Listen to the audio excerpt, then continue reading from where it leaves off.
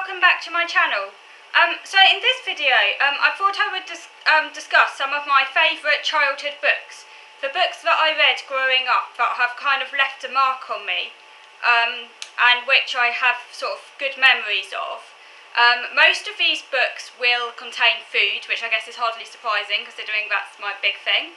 I guess it's a sort of like chicken and egg question really, like what came first? Did these books sort of precipitate my interest in food, or was my interest already there and I just kind of like augmented it?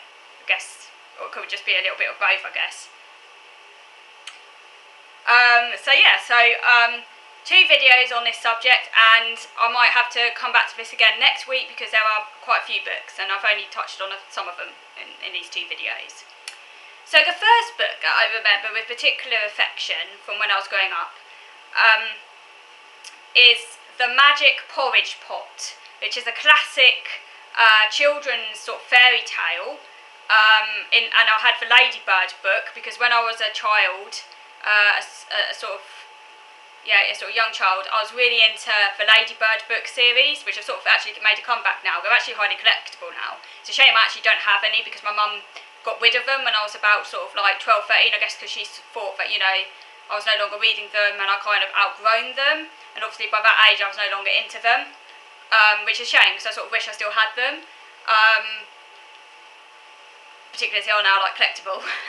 But yeah, when I was a small child I was really into Ladybird books. I had tons and tons of Ladybird books, whole bookshelves of Ladybird books. I used to actually take them out with me often. I actually have one random memory of being uptown, having a Ladybird book, chewing it, because I used to chew them. So most of the Ladybird books had like tooth marks above the top, like, because they're just like quite chewable, sort of hard, you know, hardback Ladybird books. But yeah, one of my favourite ones was The Magic Porridge Pot.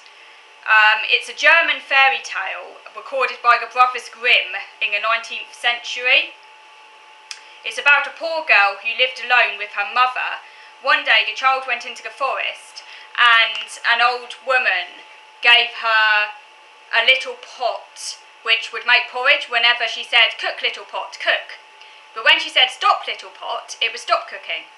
The girl and her mum were now freed from hunger, but one day the girl goes out of the house and the mother asks the pot to cook, but again she wanted it to stop cooking but did not know the magic words.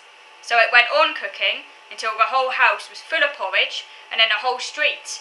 Eventually the child came home, and upon saying the magic word, "Stop, little pot," it stopped cooking.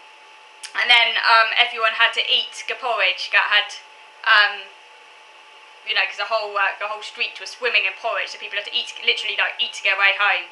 And I just love that book and the pictures in the book, because all the Ladybird books are full of like lovely pictures. I think that's the main appeal of the books actually, is the pictures.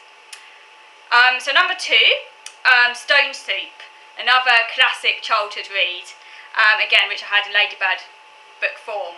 Now Stone Soup is a folk story, and it's told in many different, there are many different sort of permutations of this tale. One version says that there are some travellers that came to a village carrying only an empty cooking pot.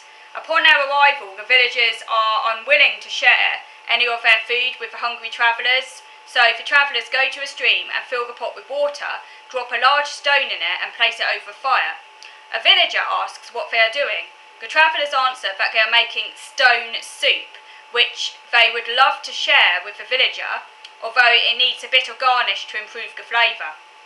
Because the villager wants to eat some of the soup,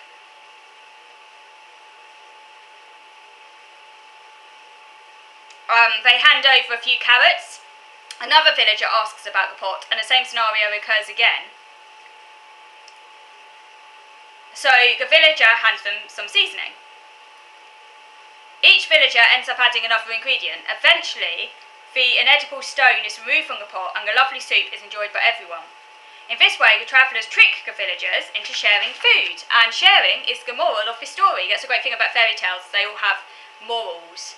Now in the Swedish sort of version, which is sort of encapsulated in Ladybird book form, and I had the Ladybird book version, and that was sort of Swedish sort of version of the story, which is one I remember. A tramp asks for the ingredients from a woman in order to make a tasty soup, forcing her to feed him. So a little bit different, you know, it's not travellers in the Ladybird series, so in the Ladybird book, it's a tramp, but the same, other than that, is pretty much the same. Yeah, a great story, I love that one. Okay, so now I'm going to move on to video number 2 now, to carry on this list of favourite sort of childhood stories that have left a lasting imprint on me. So moving on to video number 2 now.